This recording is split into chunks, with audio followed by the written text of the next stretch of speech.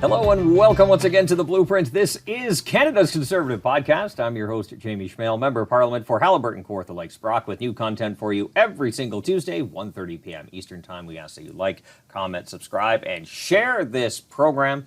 People can also download this content on platforms like CastBox, iTunes, Google Play, and Spotify. You name it, it is out there. Another great show lined up for you today. We are going to talk about Justin Trudeau's wacko drug policy. To talk about that and much, much more, we bring on once again Laila Goodridge, the Member of Parliament for Fort McMurray, Cold Lake. Thanks again for coming on. Also the Shadow Minister for Addictions. Thank you, Jamie. All right, we got an absolute wacko policy that's taking in full view of everyone out in British Columbia, where they have decriminalized the use of hard drugs in public places, and now we're seeing a bit of a backlash. Regular citizens who might have been kind of looking at this and saying, okay, maybe I can give this a go, see what it looks like. Now there seems to be a full retreat on that policy. But yet Justin Trudeau seems to be taking a sweet old time despite the thousands who are dying. Well, exactly, and it's really interesting. So in British Columbia, basically what they did is they went so many steps further by allowing the effective legalization of crack, heroin, fentanyl, and so many other drugs. And that was wacko in itself. And that was wacko just in and of itself. And they did it on a 3-year pilot project with British Columbia. British Columbia, 10 days ago, actually 11 days ago, said, please rescue us. This is failing. There is open drug use on beaches where people are smoking crack cocaine and the police have no tools to deal with it. There are people smoking meth in the hospitals, making nurses fear for their safety, making them change their decisions as to whether they're going to breastfeed their children or not because they're routinely exposed to drugs in the workplace. And so the BC NDP extremist premier, David Eby, goes, please rescue us. And now we're 11 days in, crickets. And we also had a reversal a few weeks before that, I believe, in the state of Oregon, probably one of the most left-wing states, I would say, in the United States, saying they're going to reconsider and backtrack from their decriminalization policies. Well, and exactly, and this is part of the problem. This isn't just decriminalization, as the left would like you to think. No, this is a step towards legalization. Yeah. This is making it legal to smoke crack on the street in front of kids. This is making it legal to smoke meth in a hospital. You can't smoke a cigarette in the hospital, but you can somehow smoke crack or meth in a hospital, and the police have no tools to deal with this. And that's because of this Prime Minister and his wacko drug policy. And it's not because they took this route because David Eby, the Premier of British Columbia, or Justin Trudeau became hard-charging libertarians here. This is not why they did this whole thing. And yet we're seeing thousands of people struggling with addictions, unfortunately dying. We're seeing a stress on the healthcare system. We're seeing stress on law enforcement. And they just refuse to backtrack. Well, and this comes at the precipice of British Columbia having its highest ever number of people that have died due to overdose deaths. And that's just overdose deaths. That's not the people that get stabbed to death in front of their family at a Starbucks from someone that is high. That is not all of the other people that are hurt because of this policy.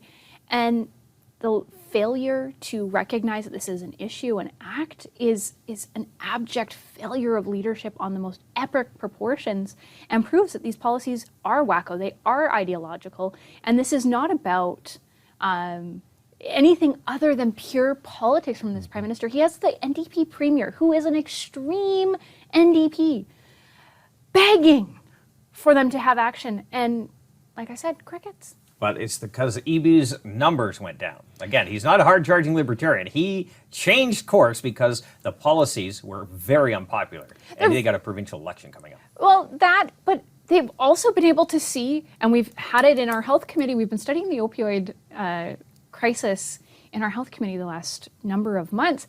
And we had the deputy commissioner from Vancouver City Police come and talk about the fact that they did not have the tools, and she would want exceptions to the exemption to give them the tools so they could charge someone for smoking crack in a hospital or meth on a beach or shoot up heroin in Tim Hortons. We heard that very clearly just a few weeks ago in Health Committee. And so I think that is part of why David Eby, it's not just that it's unpopular, it's because he's starting to hear very clearly from law enforcement that co-signed this horrible, failed, wacko policy that this isn't working and they need help. They need to be rescued. Let's cue up cut one. So we have the addictions minister, Yara Sachs, who is a horrible minister, absolutely horrible at her file. Basically, it's under review, that request to return. They hold the bring pen. It back. They hold the pen. They hold the pen. But it's under review. Let's play cut one. Make a decision about BC's request. As I stated yesterday, we received the request on Friday, and it's under review by Health Canada. What is the deadline? How long? How long is it going to take? We are still under review. And how long? We're still under review. Can you quantify, because BC says this is urgent? We understand the urgency.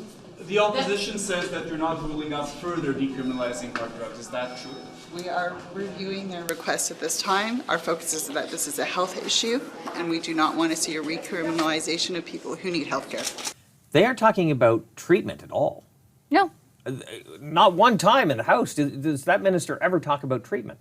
No, and to make matters even worse, we have the City of Toronto who is pitching their own legalization model, despite major noise and criticism from the province of Ontario. And they won't just say no. They won't say, no, we will only work with provinces. We get one message from one Toronto minister, the Minister of Finance. We have a different minister from Toronto, Yara Sachs, give a different answer. We have the Prime Minister give yet another answer. So what is the answer? Canadians don't know, but the answer isn't no.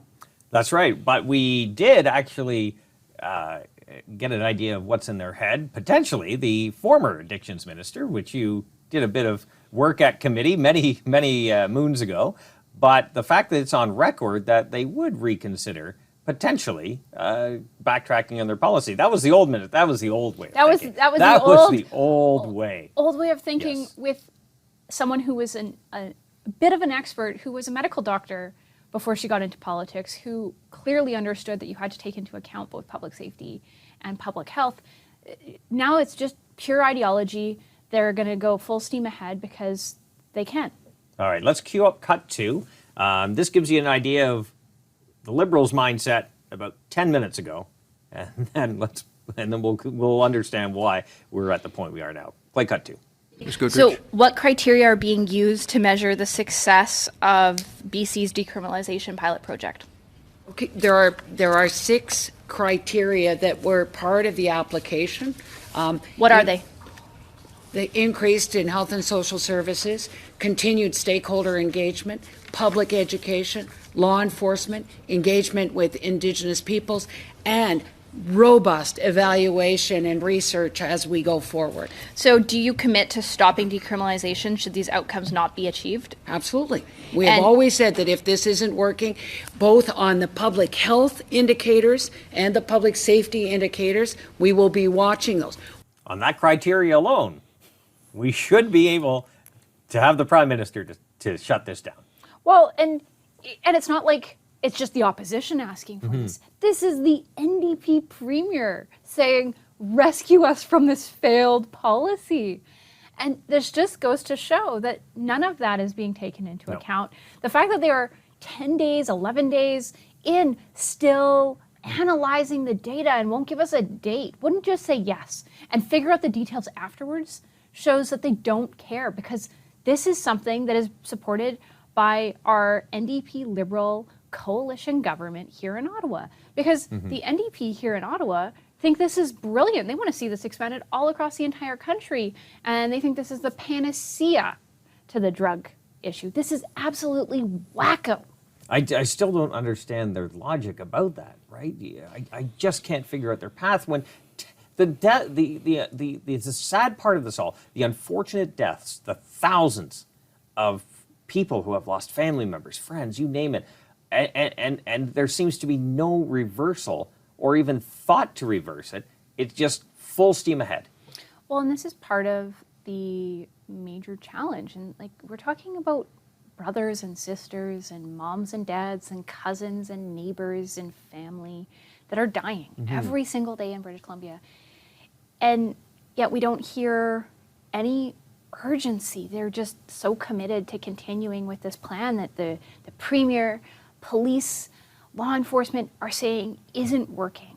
And they just are so committed to seeing this through and using the guise of, oh, this is a pilot project. Well, exactly, it's a pilot project. And so they could just say, we were wrong, we have to reevaluate, we'll figure out the details. But instead, they want to make this about politics. They want to make this about proving that somehow this is more compassionate. And we know, conservatives, common sense conservatives know that the compassionate way to approach this issue is with treatment and recovery, detox, not more taxpayer-funded drugs, not a free license to cause crime and chaos on our street. It's through treatment and recovery. So what if the City of Toronto gets their way? We're going to see more crime and chaos. We're going to see more despair, more destruction. What we really need is a common sense conservative government to come in and really put the emphasis on treatment, recovery, detox. And because really, at the end of the day, the difference is that conservatives, we believe that recovery from addiction is possible. And I don't think that the Liberal NDP coalition thinks that Well, it's even on the possible. criminal justice side, we have new legislation that has been brought forward in the recent years that has basically made it a revolving door justice system. So even if you have people out there, repeat violent offenders or dealers, that kind of thing, even if the police arrest them, they seem to be back on the streets within hours or days, right? This is a circle that you can't break from. Well, and under this insane legalization in British Columbia, what it's made it is it's tied the hands of police so that they can't charge for flagrant open drug use. They can't do anything when they have people in these positions. There is like lawlessness. So if you were a smoker, you would have more restrictions on what you could and couldn't do to smoke tobacco than you have on smoking meth or crack. That is wacko. And even law-abiding people, they bring their families in the park, they go out to play, they're looking at needles potentially. We've seen multiple reports, people doing open drugs. Like, how do they feel? They've done everything right. They paid their taxes, followed every law, and they have to endure this. Well, and this is part of the huge issue that we're seeing is you go through almost any community in British Columbia right now, and there are playgrounds, children's playgrounds, that are supposed to be safe places for kids to be able to go play and be kids, are littered with needles. There are crack pipes strewn about, so glass with drugs on them, just strewn about. Parents are having to do sweeps, which is meaning that the kids just can't go to the playground and be kids. It's requiring communities to come together. We've heard the Abbotsford Soccer Association that's had to do major sweeps of the field just so that kids can play soccer. This is absolutely inhumane that we have accepted as a society that open drug use, it has become an absolute free-for-all. That was not what this was supposed to be. And the Prime Minister holds a pen. The Prime Minister could end this tomorrow. The Prime Minister could have ended this 10 days ago. He could have ended this a year ago. But instead, he is committed to pushing forward with this failed policy because he can. And that's wrong. Yeah, it's almost as if the Prime Minister doesn't want to take that step back to admit he's right. Or, sorry, he's wrong. Well, Like- and I think this is part of the problem. That we're right and he's wrong. And the Prime Minister is so committed to this failed wacko policy that he won't just take the opportunity to humble himself, admit to Canadians, you know what, this was a pilot project, we tried it, it's not working, we made a mistake, we're going to do better. No, this is the Prime Minister that's all about divide, Oh, yes. wedge, stigmatize, and create all of these problems. And that is the fundamentals of where we're at, why we are where we are. Oh, absolutely. I don't think this Prime Minister has said sorry or taken anything back that he's ever done. SNC Lavalin, the trips to billionaire, the list goes on. Anyway, we're pretty much out of time, but as you know, the guests get the last word. The floor is yours. Well, the number one last word is if you're struggling with addiction, reach out. If you need some help, if you've listened to this, if you've got a family member that is struggling, you're not alone. Reach out for help because recovery is possible. We believe that people are capable of recovering.